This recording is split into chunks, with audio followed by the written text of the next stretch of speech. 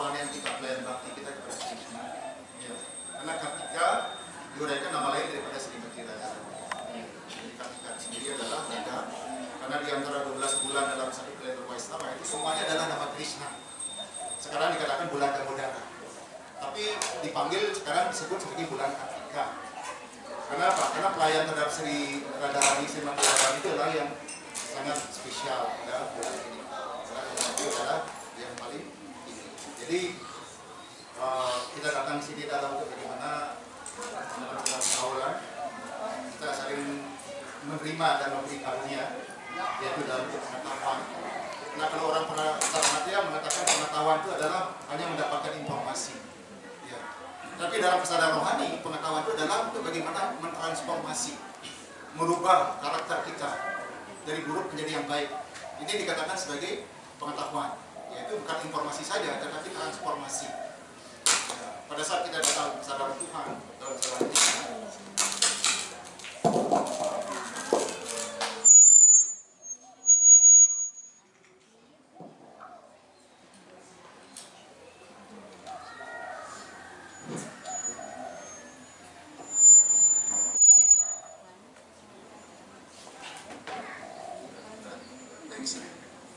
jadi pada saat kita datang dalam kesadaran Krishna atau kesadaran Tuhan ini, jadi diharapkan kita bisa merubah karakter.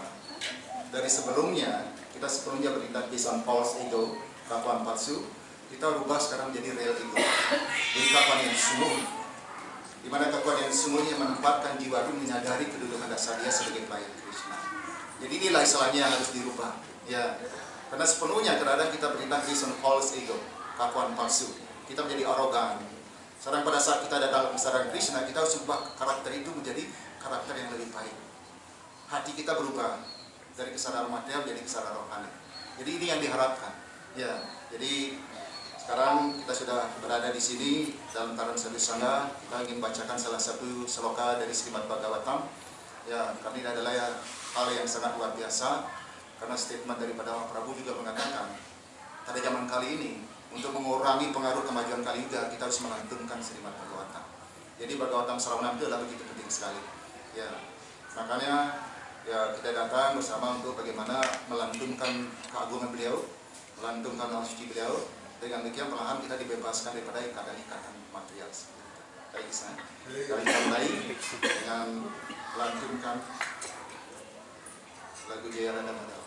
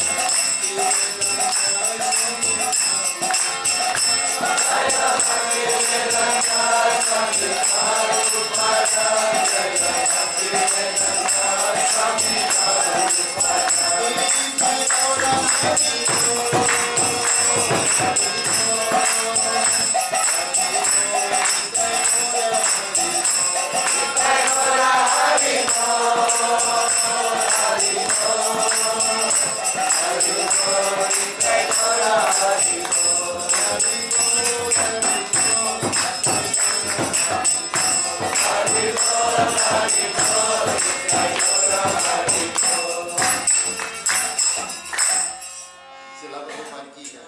Srimad Bhagavatam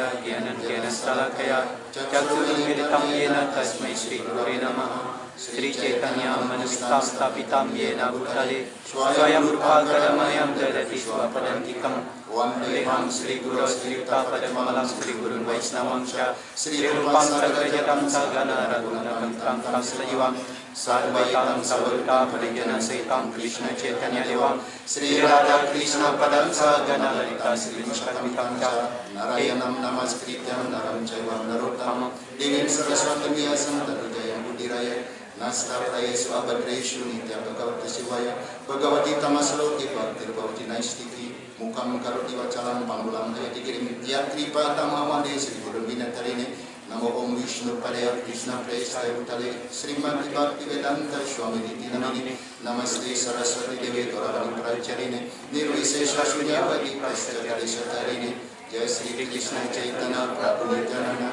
Sri Advaita Gadadhara Srimati Gaura Bhakta Hare Krishna, Krishna Krishna, Hare Hare, Hare Rama, Rama Rama, Hare Hare.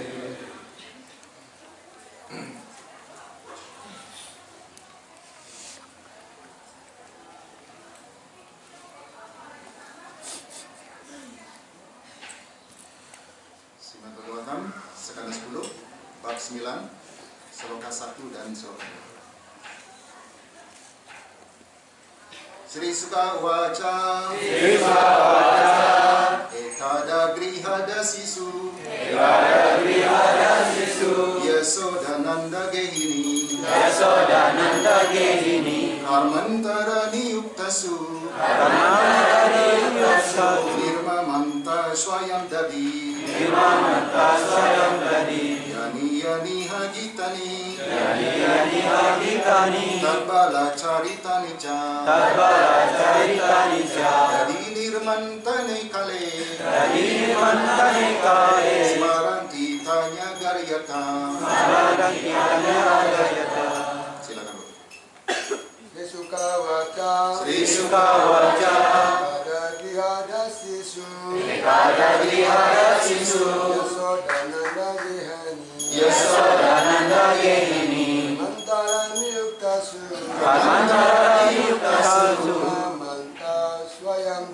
Nirma Swayam Dadi Yani Hagitani Tabbala Charitani Cha Nirmantane Kale Smaranti Tanya Gayata. Sri Sukha Vacha Ekada Grihada Sisu Yasodananda Gehini Karmantara Niyuktasu Nirmantara Swayam Dadi Yani Hagitani Tabbala Charitani Cha Dadi Nirmantane Kale Smaranti Tanya Gayata.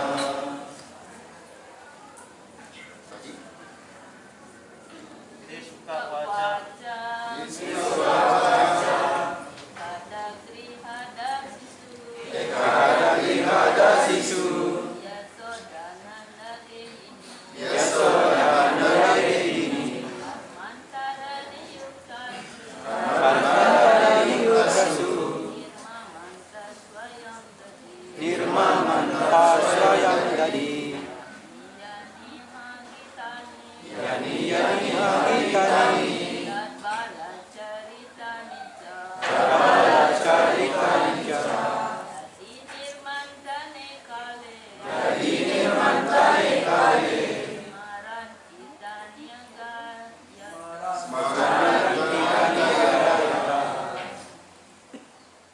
Sri Sukha Vacha Sri Sukadewa Goswami berkata, Ekada pada suatu hari Grihada Sisu ketika semua pembantu rumah tangga sibuk mengerjakan pekerjaan lain.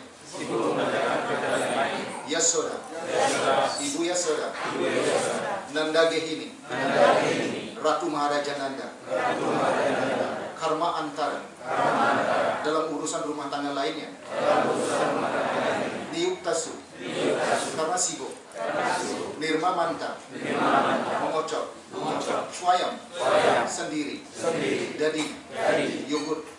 Yani semua yang seperti itu. Yani seperti itu. Iha terkait hal ini. Gitani lagu-lagu. Tatbala caritani kegiatan-kegiatan putranya sendiri tergambarkan di dalamnya. Ca dan dadi nirman tani saat mengocok yogurt. Kale pada saat itu. Semaranti mengenang. Tani semua itu dalam bentuk lagu-lagu. Agayata mengucapkan. Sri Suka Dewa Goswami melanjutkan, pada suatu hari ketika Ibu Yasoda melihat bahwa semua pembantu sedang sibuk mengerjakan pekerjaan rumah tangga lainnya, beliau sendiri kemudian mengocok yogurt. Sambil mengocok yogurt, beliau mengenang kegiatan masa kanak-kanak Krishna. Lalu beliau sendiri menyusun lagu-lagu dan bersukacita menyandungkan tentang kegiatan-kegiatan tersebut. Kita ulang bersama. Sri Sukadewa Goswami melanjutkan,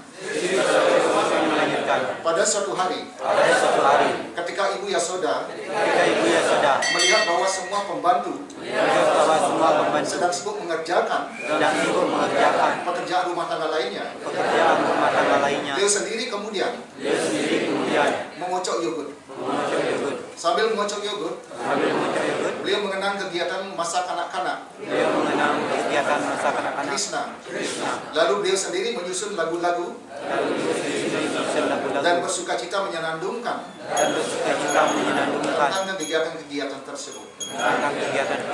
Penjelasan Yamaha Bapak Sela Prabhupada dengan mengutip dari Vaisnava Tosani, karya Sila Sanatana Goswami, Srila Wiswananda Cakrawati Thakur menyatakan bahwa kejadian Krishna memecahkan kendi yogurt lalu diikat oleh Ibu Yasoda terjadi pada hari Dipawali atau Dipa Malika. Bahkan hingga kini festival tersebut biasanya dirayakan di India dengan sangat meriah pada bulan Kartika. Dengan berkembangnya api dan lampu-lampu khususnya di Bombay, dipahami bahwa di antara semua sapi milik Maharaja Nanda, beberapa sapi milik Ibu Yasoda hanya makan rumput-rumput khusus, sehingga dengan sendirinya memberikan rasa yang istimewa terhadap susu yang dihasilkan. Ibu Yasoda ingin mendapatkan susu dari sapi-sapi tersebut, mengolahnya menjadi yogurt, lalu beliau sendiri yang mengocok menjadi mentega. Sebab beliau menduga bahwa si kecil Krishna pergi ke rumah-rumah Gopa dan Gopi tetangga untuk mencuri mentega, karena dia tidak suka dengan susu dan yogurt biasa. Saat mengocok mentega, Ibu Yasoda bersenandung tentang kegiatan masa kanak-kanak Krishna. Telah menjadi tradisi sejak dahulu bahwa apabila seorang ingin terus mengingat suatu kejadian, maka ia akan mengubah kisah kejadian tersebut menjadi puisi atau meminta kepada seorang pujangga untuk mengubahnya. Tampaknya Ibu Yasoda tidak ingin lupa pada kegiatan-kegiatan Krishna pada saat manapun. Oleh karena itu, beliau menyusun puisi dengan berdasarkan pada semua kisah kegiatan masa kanak-kanak Krishna. Seperti misalnya terbunuhnya Putana, Agasura, Sakatasura, dan Trinavrata. Lalu beliau bersenandung tentang kegiatan-kegiatan tersebut dalam bentuk sajak-sajak sambil mengocok mentega. Cara ini hendaknya dipraktikkan oleh siapapun yang bersemangat untuk tetap sadar akan Krishna 24 jam sehari. Kesadaran tersebut memperlihatkan betapa Ibu Yasoda sadar akan Krishna.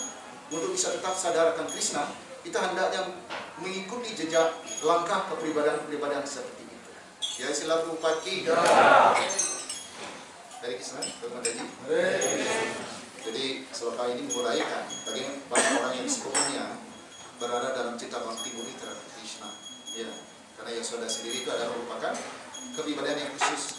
Jadi diuraikan dalam kitab suci bahwa Yasoda itu bukan jiwa. Dia adalah ekspansi daripada Srimati Radharani dalam mood Vatsalya rasa. Jadi rasa yang dikembangkan di Rawan itu ada 3. Yang pertama itu adalah Sakya Vatsalya Madhurya. Jadi Vatsalya ini adalah hubungan antara anak dan orang tua. Ya, jadi ini yang diuraikan di dalam sloka ini. Tentunya bahwa sudah penyembah pun diarahkan untuk bagaimana selalu terikat terhadap pelayanan bakti kepada Krishna. Selalu ingat kegiatan Krishna, selalu ingat lila beliau. Ya, karena sepenuhnya kisah ini dikatakan sebagai wisaya wigraha, di object of love dikatakan. Tujuan cinta semua penyembah hanya untuk Krishna. Ya, jadi ini harus kita paham.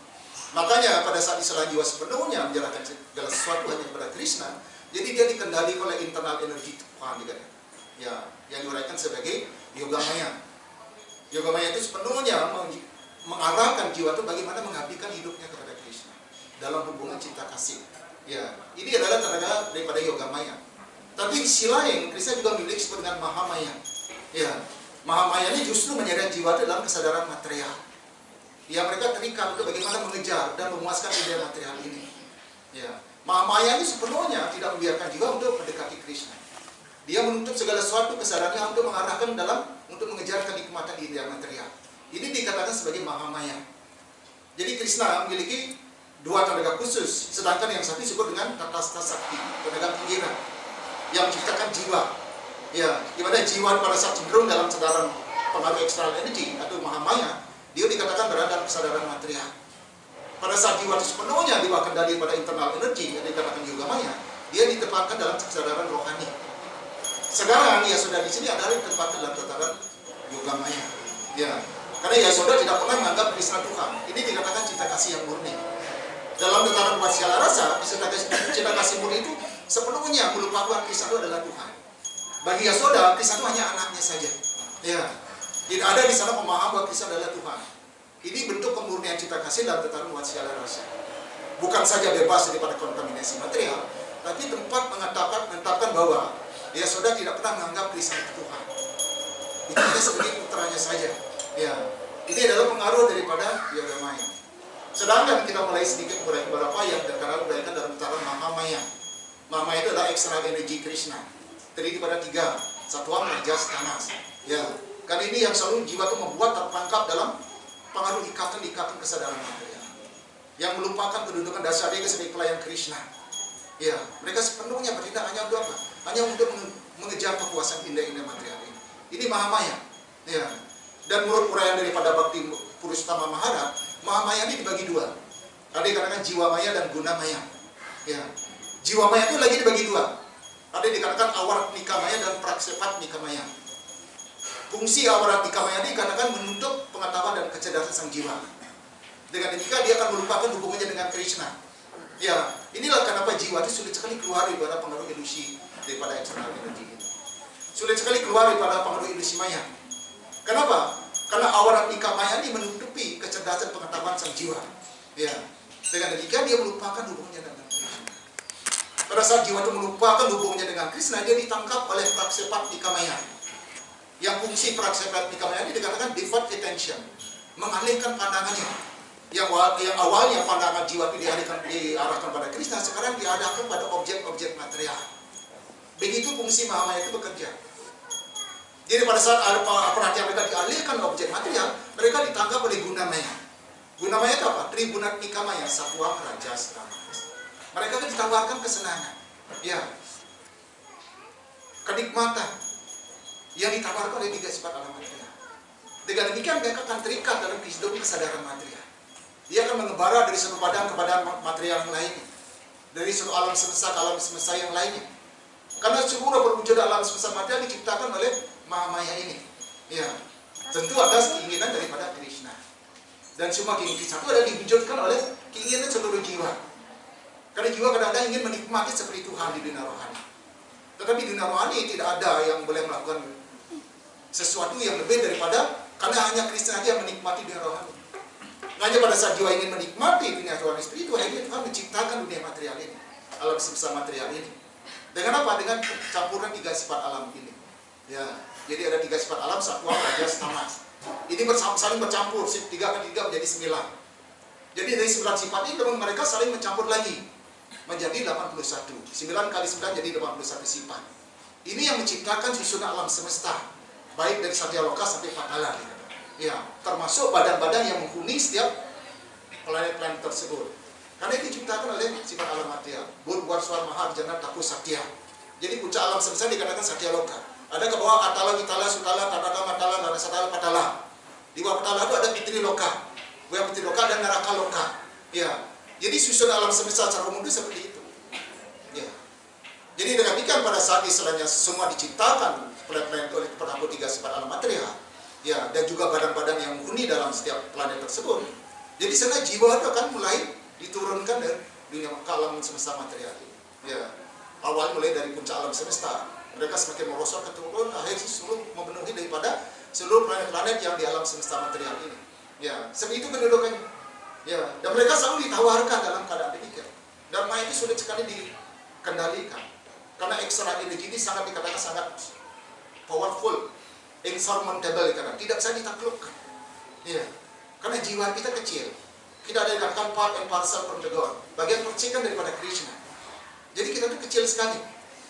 Pada saat kita sendiri sulit sekali kita bagaimana melawan daripada pengaruh tenaga eksternal ini. Karena jiwa itu tidak memiliki kekuatan. Kecuali jiwa ini sepenuhnya kembali berserah diri kepada Krishna. Ya, di dalam uraian kitab suci bahwa eksternal energi itu diibaratkan seperti seekor anjing. Ya, anjing akan selalu memberikan gangguan kepada orang yang datang.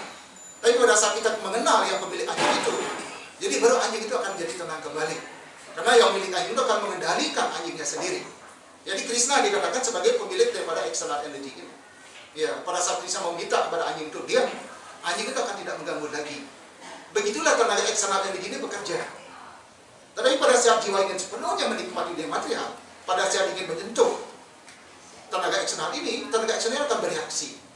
Ya, yang mana diumpamakan eksternal energy itu seperti air yang di atas jamah.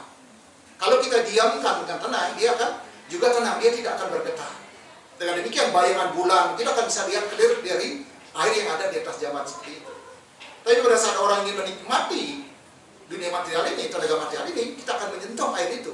Air itu akan menjadi bergelombang. Ya, jadi bayang bulan yang kita lihat clear tadi dia semakin kabur.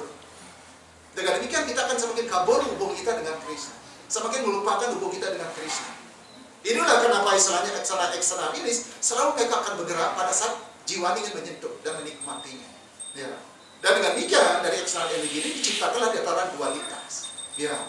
Dualitas itu yang menyebabkan jiwa itu selalu berhadapan dalam tataran kesenangan dan kesedihan. Ya, ada suka, ada duka. Ya, ini yang terjadi.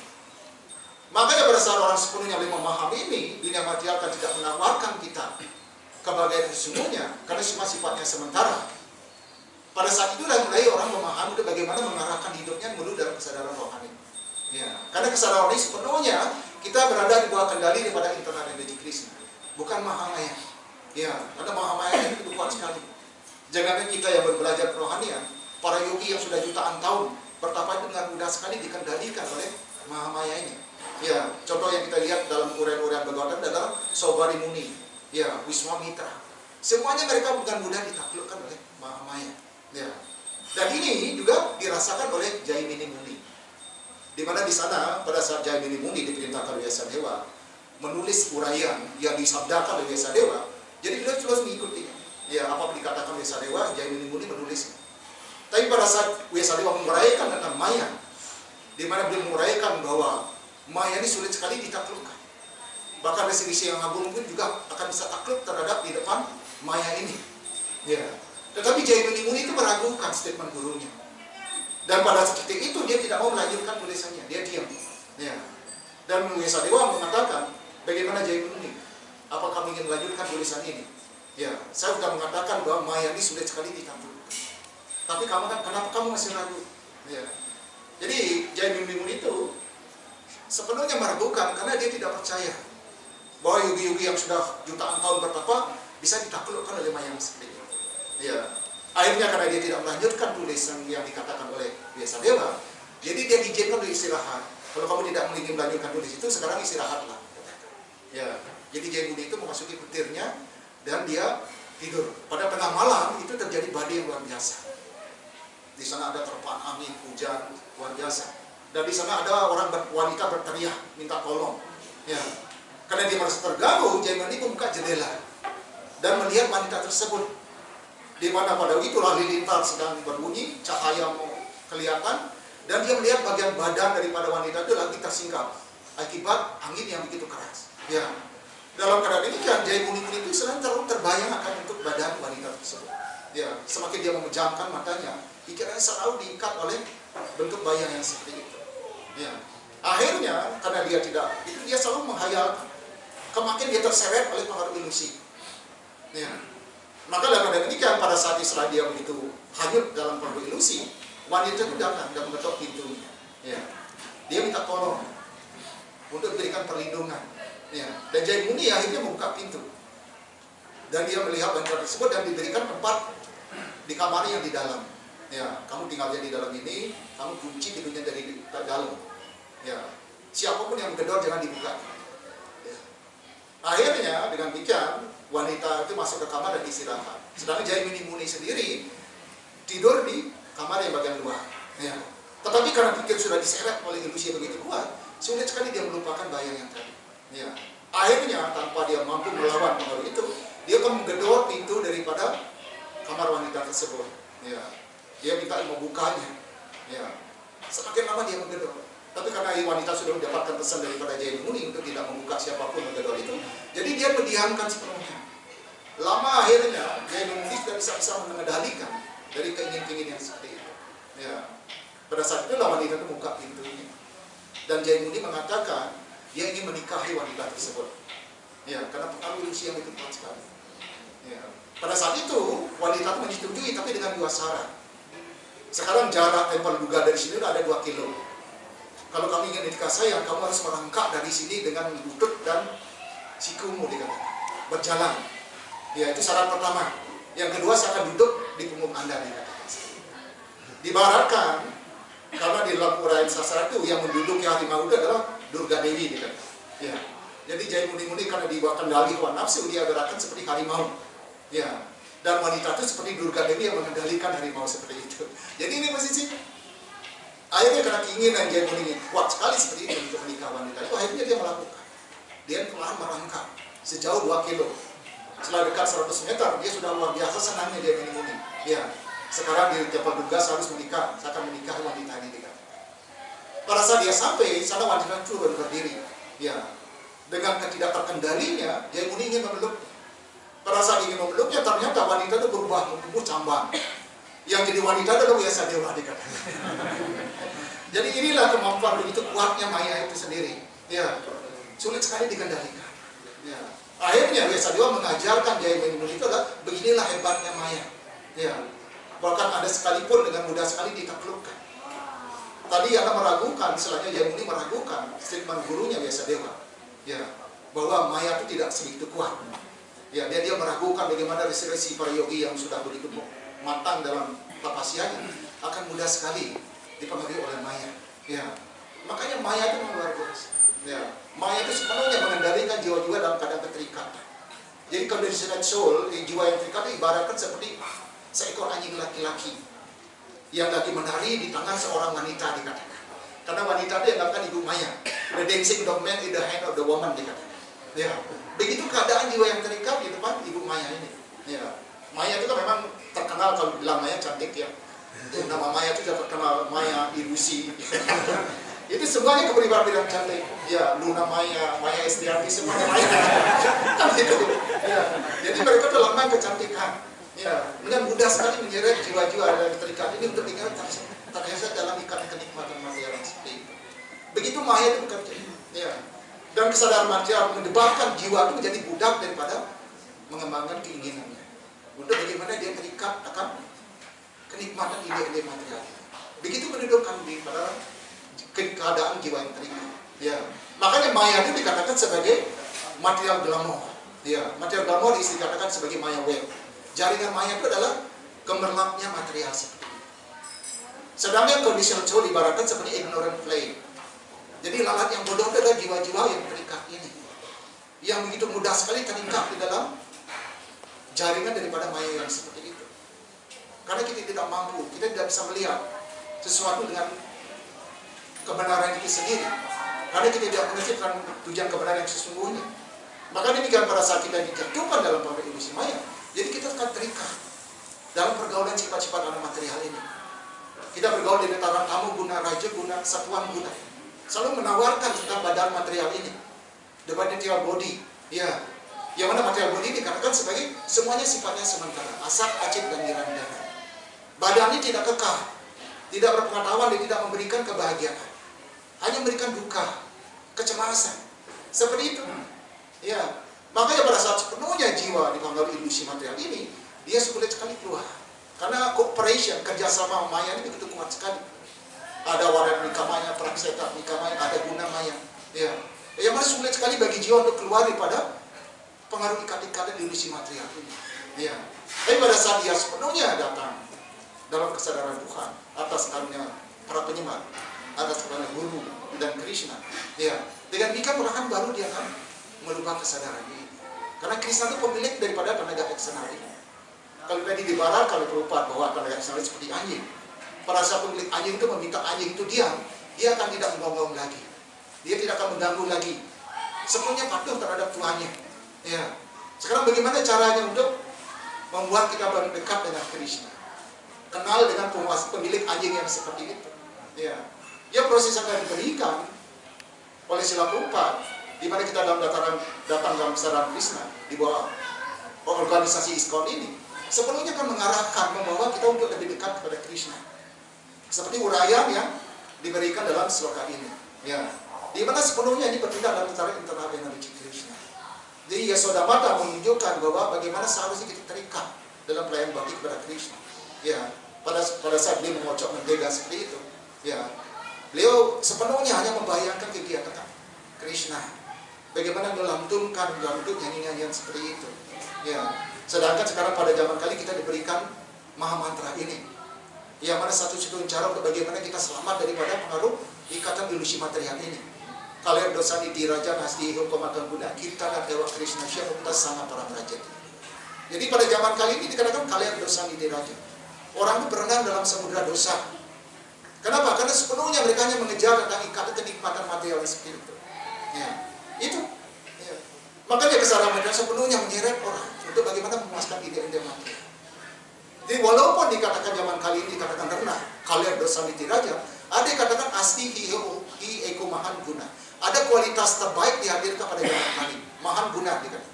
Apa itu? Kirtanat Dewa Krishna Syekh. Chant the holy name of Krishna. Ya. Jadi kita melantunkan nama suci Krishna. Dengan selalu dekat dengan nama suci beliau seperti itulah perlahan kita menuju dalam mukta sana. Free the material attachment. Ya. Kita bebas daripada pengaruh ilusi material, pengaruh ikatan material. Dengan dikatakan para merajat back to Godhead. Kita kembali dalam kekerajaan Tuhan. Inilah caranya untuk bagaimana kita perlahan untuk keluar daripada pengaruh ilusi material. Ya, karena begitu kuat sekali. Ya, bagi sang jiwa hanya bagaimana dalam keadaan keterikat itu menginginkan untuk kemewahan secara material. Mereka berpikir dengan kemewahan material orang sepenuhnya akan bisa berbahagia. Ini gambar yang ditawarkan oleh tenaga eksternal energi ini. Ya, makanya di dalam ISKCON itu ada ISKCON Cinema. Di sana ada salah satu film itu berjudul This is Life. Ya, jadi diuraikan This is Life. Ini adalah kehidupan. Di mana di sana diceritakan ada satu keluarga terdiri pada 5 orang. Ada istri, suami, 2 putra, 1 putri. Jadi istrinya namanya Gayatri. Istri itu taat sekali melayani Tuhan dalam bentuk acara wigara. Setiap hari melayani dengan itu. Tetapi suaminya yang namanya Babu itu senang sekali masang lotre. Ya, karena satu tujuan dia itu adalah ingin jadi orang kaya. Seperti itu. Ya, makanya setiap saat kadang-kadang karena Gayatri tidak beli uang, dia mengambil uang suaminya untuk belikan susu, dipersembahkan pada Krishna. Ya. Akhirnya suatu saat, jadi Babu ini tahu bahwa uangnya kadang-kadang berkurang. Dan dia tahu nanyakan pada istrinya, Gayatri, kamu ada mengambil uang saya tidak? Ada. Untuk apa? Untuk beli susu. Saya persembahkan kepada Krishna. Babu ini bertanya, siapa itu Krishna? Dikatakan. Krishna itu Tuhan. Benar Krishna itu Tuhan. Babu ini bertanya seperti itu. Ya, benar. Bagaimana kalau dia Tuhan itu ada? Bisa nggak saya ketemu dengan Krishna? Ya. Akhirnya karena istilahnya gaya terus didesak, dia selalu berdoa kepada Krishna. Oh Krishna, ya mohon karunia. Karena istilahnya Gayatri dikatakan itu taat sekali dengan Krishna. Akhirnya Krishna muncul. Ya. Dan diberikanlah istilahnya suaminya dasar dengan Krishna. Apakah Anda benar Krishna? Babu itu bertanya seperti iya saya. Ya. Kalau Anda benar Tuhan, berarti Anda tahu kapan saya bisa jadi orang kaya. Karena orang material selalu bertanya tentang kekayaan. Dipikir dia material wealth itu akan membawa mereka dalam putaran kebahagiaan. Ya. Jadi kisah memandang Babu ini. Ya. Babu, ya, karena kamu sekarang masih dikuasai oleh karma burukmu dikatakan. Jadi kamu belum bisa jadi orang kaya. Pada saat nanti karma burukmu sudah meninggalkan dirimu dikatakan, kamu akan bisa mendapatkan kekayaan dengan mudah. Ya. Akhirnya diberikan jawab itu, Babu menerima. Dan demikian akhirnya Krishna pergi. Ya. Pada saat istilahnya mereka sudah memasuki 2 minggu itu, Babu tidak tahan ya. Karena orang yang memiliki ini yang sangat kuat, kadang-kadang dia tidak sabar. Ya. Dan dia ingin sekali keturunan Krishna. Ini sudah lama sekali. Kenapa saya belum jadi orang kaya dikatakan seperti itu? Ya. Itu akhirnya, jadi dia minta lagi Gayatri untuk bagaimana Krishna supaya hadir lagi. Akhirnya, karena doa Gayatri begitu luar biasa, akhirnya Krishna juga muncul. Jadi kembalilah Babu bertanya pada Krishna, oh Krishna, kalau Anda benar Tuhan, sekarang kapan karma buruk saya akan hilang? Kapan saya bisa jadi orang kaya? Akhirnya Krishna mengatakan, besok karma buruk akan hilang. Kamu akan bisa jadi kaya. Tapi dengan demikian, keinginan satunya adalah dia masang lotre malamnya. Karena memang dikatakan bahwa karma buruknya hilang, dia akan dengan mudah jadi orang kaya. Ya, karena keberuntungan selalu hadir. Kan itu. Akhirnya memang benar. Keesokan harinya, setelah malam hari dia masang nomor lotre, itu keluar. Ya. Dengan demikian dia mendapatkan uang banyak. Dan satu usaha yang ingin buat lu untuk menjadi dia lebih kaya lagi, lu membuat restoran. Ya, karena semua orang itu membawa rasa lapar. Jadi restoran yang paling laris. Jadi orang perlu makan sepenuhnya. Akhirnya dia membuat restoran, dia bekerja dengan baik, dia mengembangkan, dia pelan sukses meraih secara material. Dia menjadi memiliki 2 restoran, habis itu 3 restoran. Dari 3 ini dia kelola lagi dengan baik, dia bisa membuat 1 hotel. Ya, jadi dengan demikian dia sepenuhnya bertindak dalam material seperti itu. Tetapi mereka tidak pahami, Babu tidak tahu. Pada saat dia memiliki kekayaan yang luar biasa melimpah ruah seperti itu, banyak sekali orang yang datang dan iri. Ibaratkan dia sekarang memiliki banyak gula dan banyak semut yang datang. Ya. Dan semua menginginkan untuk mendapatkan kekayaan dari Babu ini. Satunya cara apa? Ya. Jadi orang-orang ini memiliki putri yang cantik. Dia ingin menyeret putra Babu ini untuk menjadi menantu. Dengan demikian dia bisa mengendalikan menantunya untuk membagi kekayaan orang tuanya. Seperti itu. Ya. Jadi awalnya Babu berpikir dengan kekayaan dia menjadi bahagia, dia menjadi tenang. Inilah yang terjadi. Ya. Akhirnya pada saat istilahnya keinginan daripada tetangganya ini terwujud dan semua putra-putranya dinikahkan dengan putri-putri mereka. Dimulailah mereka anak-anak Babu ini dicekoki dengan keinginannya, dikendalikan. Akhirnya anak dia menjadi pembangkang. Ya, dia selalu meminta kepada Babu untuk membagikan kekayaannya. Sekarang saya sudah menikah, saya sudah dewasa. Sewajarnya Bapak membagi kekayaannya dengan adil. Saya punya 2 saudara laki-laki. Ya, saya harus setengah dan dia setengah. Ini membuat Babu itu sumpah terus. Ya, dia ditaruh gunung seperti. Akhirnya pas di dalam kamarnya kisah muncul. Babu, dulu kamu dikatakan pada saat kamu jadi orang kaya kamu bahagia. Apakah ini wajah orang bahagia dikatakan? Karena wajahnya bisa bengong dulu, senyum sekarang mulai murung seperti itu. Kenapa? Karena gangguan daripada anak-anaknya yang selalu menuntut kekayaannya untuk dibagi seperti itu. Dia semakin cemas. Akhirnya permasalahan semakin keras muncul. Dan putri yang paling kecil itu dikatakan hamil. Ya, itu diuraikan dalam film gitu. Ya, di sisi lain, dia hamil tanpa ada yang mengakui. Akhirnya semakin terpuruk. Babu itu sakit. Ya, jadi dia tidak keluar lagi itu kamarnya. Dia hanya tinggal di kamarnya saja. Di sana dia dipenuhi dengan obat. Pada saat Krishna muncul lagi Krishna bertanya, Babu, kalau orang kaya itu begini, wajahnya seperti kamu dikatakan. Begini orang dikatakan bahagia secara material. Ya. Jadi Babu itu sedih sekali. Ya. Di atas mejamu apa dikatakan? Coba kamu lihat, di atas meja itu banyak sekali obat. Apa itu dikatakan? Itu obat karena saya mengalami penyakit Krishna. Apa namanya obat itu? Mulai dibaca. Tetramycin, supramycin, semua ada mycin. Ada dosa saya. Seperti itu. Ya kan? Supramycin, berarti itu kan karena dosanya kamu sakit ya. Tetramycin, semua ada mycin. Mycin, dosa saya. Semua seperti itu. Ya. Akhirnya Babu ini sudah tidak tahan kan beban yang seperti itu. Kembali dia minta kepada Krishna, oh Krishna, kalau benar ini adalah Tuhan, tolong kembalikan keadaan saya seperti semula. Walaupun hidup saya sederhana, tetapi di sana ada kedamaian yang dirasakan. Ya, bahwa material itu kekayaan material bukan sepenuhnya mendapatkan jiwa bahagia. Jadi kesenangan yang diberikan oleh kekayaan material hanya kesenangan terhadap indria dan pikiran. Tetapi hati ini beda. Ya, hati ini sepenuhnya diminta yang dipeliharanya untuk dihubungkan kepada Krishna. Karena di sana ada jiwa. Ya, karena dengan demikianlah bagi jiwa itu merasakan kebahagiaan. Artinya produk material tidak memberikan jiwa itu kebahagiaan, tapi menciptakan kecemasan. Kenapa? Karena kadang dalam kesadaran material kita tidak menggunakan Laksmi itu untuk melayani Sri Vishnu, tapi untuk memuaskan indera-indera kita. Sedangkan Laksmi sendiri adalah abdi kekal daripada Sri Vishnu. Ya, pada saat kita gunakan untuk memuaskan indera-indera kita, Laksmi tidak akan pernah puas. Ya, Laksmi itu akan berubah menurut uraian daripada Radharani Swami. Dia akan berubah menjadi Durga Dewi. Dengan tridentnya, dengan trisulanya, dia akan menghancurkan hati kita. Jadi tidak ada kebahagiaan di dalam hati kita pada saat kita menggunakan Laksmi hanya untuk memuaskan indera-indera kita. Karena Laksmi hanya digunakan untuk memuaskan Sri Vishnu. Karena dia adalah abdi kekal daripada Sri Vishnu. Ini yang harus dilakukan. Ya, makanya kesadaran material tidak pernah mengarahkan kita dalam kebahagiaan. Karena kesadaran material hanya membuat kita untuk bagaimana berada dalam satu kenikmatan daripada indera dan pikiran. Itu saja. Ya. Makanya dalam kesadaran rohani kita diarahkan untuk bagaimana mengarahkan dalam hidup kita menuju proses tapasya. Tapasya itu sepenuhnya mengikuti aturan-aturan kitab suci. Ya, bertindak menurut keinginan daripada Krishna dan guru. Ya, karena dengan demikian baru sepenuhnya jiwa itu akan merasakan kebahagiaan yang sesungguhnya. Bukan yang kesenangan yang diberikan dalam putaran sifatnya sesaat. Karena badan ini temporary dikatakan asal, sementara. Ya, asik dan tidak memiliki pengetahuan. Dan nirandana tidak memberikan kebahagiaan. Ya, makanya penderitaan awal dari 3 jenis penderitaan diberikan dunia material dikatakan adidya mika desa. Yang mana disebabkan oleh pikiran dan badan material ini. Ya, makanya dengan demikian pada saat Islamnya sepenuhnya badan itu menjauhkan diri kita dari perayaan Bhakti Krishna akibat kesadaran material itu, akibat kecerdasan kita sudah dicuri oleh maya. Pada saat itu sepenuhnya jiwa itu merasakan penderitaan. Ya, tidak ada kata suka di dalam hidupnya sesungguhnya. Ya, itu hanya cuma sepersik.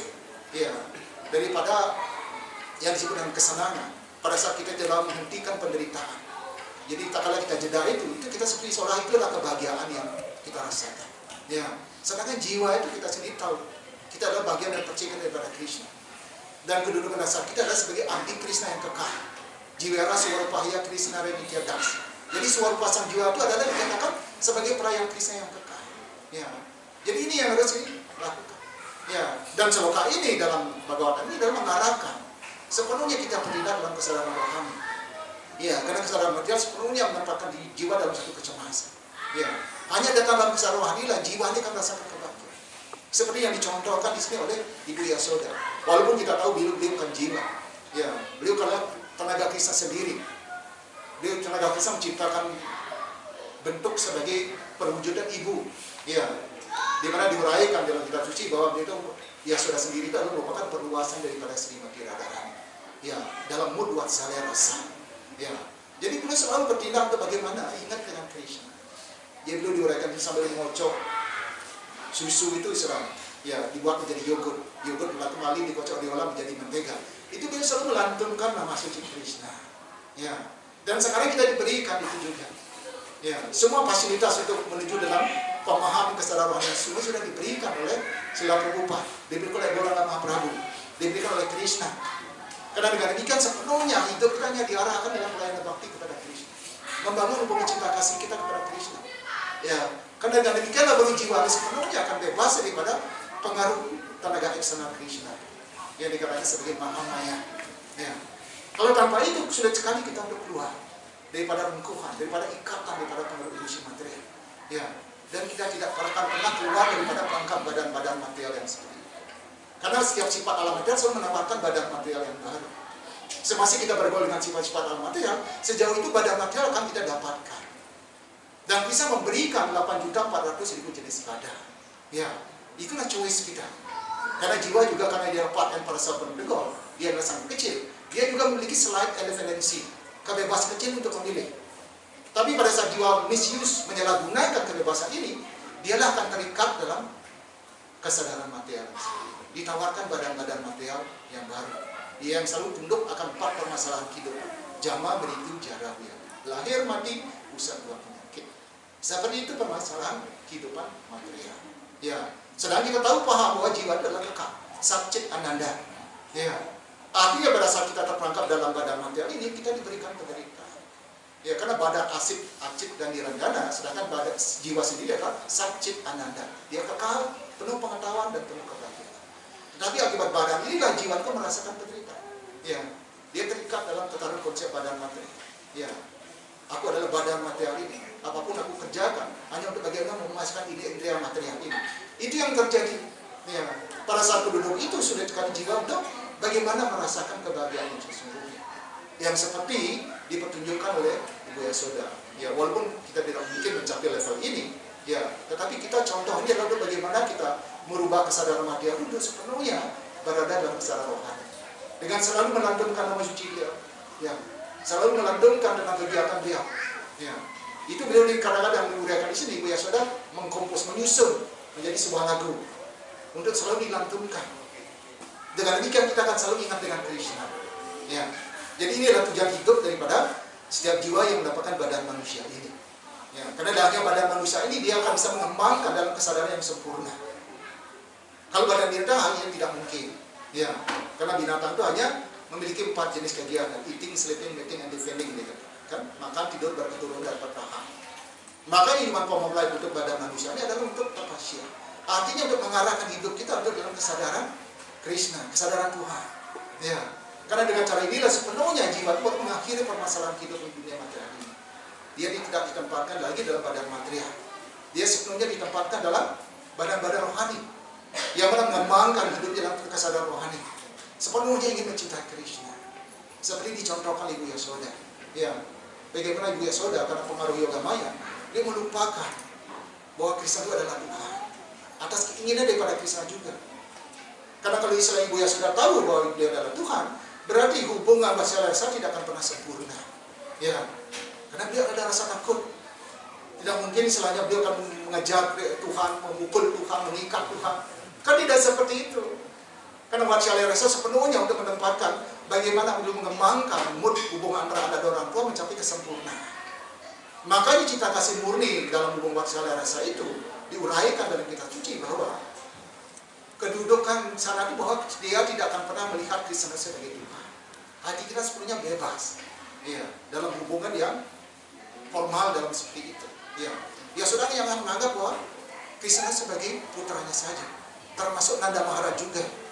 Karena banyak sekali para penduduk Rajawasi, khususnya para Gopa, datang kepada Nanda Maharaj dan mengatakan bahwa, "Oh Nanda, kenapa Anda memperlakukan putra Anda yang begitu luar biasa dengan hal buruk seperti ini?" Ya, bahwa putra Anda itu adalah kepribadian yang mulia. Dan itu adalah salah satu tenaga-tenaga yang luar biasa. Beliau memperlihatkan lilanya dengan membunuh para raksasa seperti itu. Ya, tapi Anda tidak pernah menempatkan Krishna sebagai sesuatu yang spesial. Tetapi apa jawaban Nanda Maharaj? Akibat pengaruh daripada Yoga Maya, Nanda Maharaj mengatakan, "Kamu tidak tahu. Saya yang lebih tahu karena saya tidur dengan Krishna. Kadang-kadang pada malam hari ada halilintar, dia lari masuk ke tempat tidur saya dan bersembunyi di sana. Kalau dia istilahnya adalah Tuhan, dia kepribadian yang sangat sakti, bagaimana dia takut dengan halilintar dikatakan? Ya kan? Inilah Yoga Maya itu mengatur seperti itu. Ya. Supaya Nanda Maharaj tidak berpikir bahwa Krishna itu adalah Tuhan. Dibuat Krishna itu seperti anaknya yang biasa seperti itu, yang ada rasa takut. Dan dia mengatakan juga, kalau Krishna memang kepribadian yang mulia, bagaimana mungkin kadang-kadang dia makan tanpa aturan. Ya, habis dia makan dia tinggalkan, kadang-kadang dia pecahkan tempayan seperti itu. Ya, mestinya kalau roh yang mulia dia penuh dengan etika, dikatakan. Jadi ya saudara itu membuat Nanda Maharaj itu berpikir seperti itu. Akibat apa? Akibat pengaruh daripada Yoga Maya. Artinya dalam kesadaran rohani yang mulia seperti itu pun mereka dikendalikan oleh tenaga internal Krishna, yang mana sepenuhnya untuk meningkatkan cita kasih kepada Krishna. Tetapi yang tidak lain tadi, pada saat orang kesadaran material, dia sepenuhnya terikat terseret pada pengaruh ilusi material, yang bahkan sampai melupakan Krishna. Karena kalau masih ingat dengan Krishna, dia tidak akan bisa menikmati seutuhnya di dunia material. Seperti itu. Semua eksternal tenaga Krishna itu bekerja dengan menurut proporsi yang diberikan oleh Krishna. Internal energi mengarahkan jiwa sepenuhnya untuk bagaimana berada dalam cinta kasih kepada Krishna. Sedangkan eksternal energi menempatkan untuk bagaimana menceret jiwa itu untuk melupakan hubungannya dengan Krishna. Dengan demikian dia akan sepenuhnya bisa berpikir sebagai pemilik dan penikmat dunia material ini. Inilah semuanya di atas karunia Krishna. Makanya harus kita pahami sepenuhnya. Ya, makanya semuanya di sini bergerak bagi tergantung daripada sekarang jiwa. Kita memiliki choice. Ya. Life is a choice. Ya, everybody has a dream. Ya, ini dalam kesadaran material seperti itu. Mereka selalu memiliki pilihan. Ya, tapi kalau Arjuna mereka bahwa kita, dia begitu cerdas sekali. Ya. Jadi Arjuna mengatakan, apapun yang Anda katakan saya ikut dengan Anda. Berarti Arjuna cerdas sekali. Ya. Sedangkan jiwa-jiwa yang material dia menggunakan pilihannya perlahan untuk bagaimana yang melupakannya hubungannya dengan Kristus. Dia sudah menyalahgunakan slide and evidence ini, kebebasan kecil yang dimiliki oleh sang jiwa. Ya, sekarang mereka terikat dalam kesadaran material seperti itu. Sulit sekali mereka akan keluar tanpa karunia daripada Kristus juga. Ya, karena extra energesis penuhnya akan membuat jiwa itu akan terikat dan semakin terikat lagi. Sebelum dia memiliki keinginan untuk bagaimana keluar daripada ikatan ilusi material. Sebelum dia mendapatkan karunia daripada para penyembah murni dan Kristus sendiri. Dengan demikian sepenuhnya dia akan membusuk dalam kehidupan kesadaran material seperti itu. Sekarang kita sudah datang berkumpul dalam kesadaran Tuhan, ya, berada dalam belajar untuk bagaimana mendekatkan diri kepada Krishna. Dengan bagaimana? Dengan satu sangga, ya, dengan selalu mendapatkan dorongan, dukungan, ya, daripada perpaduan yang lain. Ya, kita berkumpul bagaimana memiliki dalam satu tujuan yang sama, yaitu selalu ingin mengembangkan bakti kita untuk perlahan untuk meninggalkan dalam satu ikatan ilusi material. Ya, yang mana pada akhirnya kita sepenuhnya untuk terbebaskan. Ya, dengan karunia daripada kegiatan lila ini, sebenarnya Krishna turun hanya untuk mengatrek, menarik jiwa-jiwa yang begitu terikat dalam kesadaran material, yang berada dalam satu kegelapan. Ya, dengan demikian, lila Krishna akan menarik jiwa itu untuk bagaimana dia keluar dan untuk kembali datang kepada orang tua yang sesungguhnya. Karena dengan demikian sepenuhnya jiwa itu kan baru merasakan kedamaian dan kebahagiaan. Karena tanpa kondisi itu kita sulit sekali keluar dari pengaruh ilusi material itu. Sepenuhnya kita akan ditempatkan dalam satu kegelapan, ya, yang sepenuhnya kita akan ditempatkan dalam satu penderitaan akibat pengaruh ilusi material. Akibat pengaruh daripada kegiatan material yang menciptakan hayalan-hayalan. Karena aktivitas material dikatakan kita berada dalam tatanan mimpi, the dream state, ya, di mana Prahlad Maharaj menguraikan 3 jenis sadara material. Ada jagarana, nidra, susuti. Jagarana dikatakan kita wake up, kita sudah berada dalam satu sifat satuan guna. Ada dikatakan nidra itu adalah dikatakan sebagai the dream state, keadaan bermimpi, pengaruh daripada raja guna. Susukti dikatakan deep sleep, jiwa itu tidur dengan pulas sekali, ya. Dan keadaan demikian dia lupa sekali akan kedudukan dasar dia sebagai abdi Tuhan. Dia selalu tenggelam dalam rengkuhan, dia tidur lelap dalam pengaruh daripada ilusi maya seperti itu. Jadi inilah yang terjadi, ya. Sekarang kita berada dalam tataran kesadaran material itu dikatakan sebagai the dream state, keadaan bermimpi. Karena aktivitas material itu sepenuhnya dalam mimpi. Karena pada saat akhir badan ini kita menghadapi kematian, semua segala sesuatu akan berakhir. Ya, jadi tidak ada bisa yang kita bawa untuk meninggalkan badan material untuk menuju ke alam yang lain. Itu tidak akan bisa pernah kita bawa.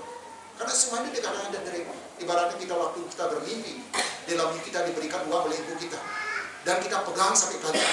Waktu kita bangun, kita buka tangan kita, semua uang itu akan hilang, dikatakan seperti itu. Itu katakan dream. Itu kadang kita bermimpi. Ya, makanya pada saat kita sudah mulai memahami ini, kita mulai mengikuti prinsip yang mengucapkan nama Suci Krishna.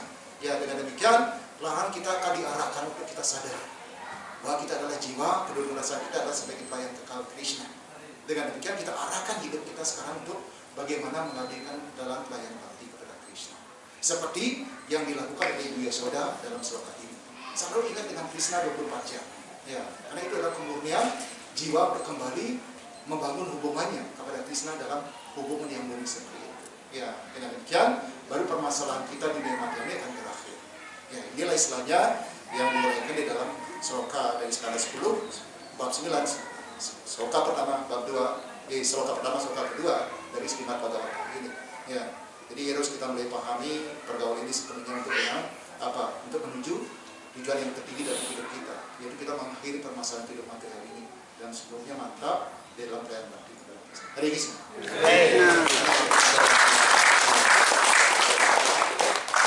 Ya, Srimad Bhagavatam Purana.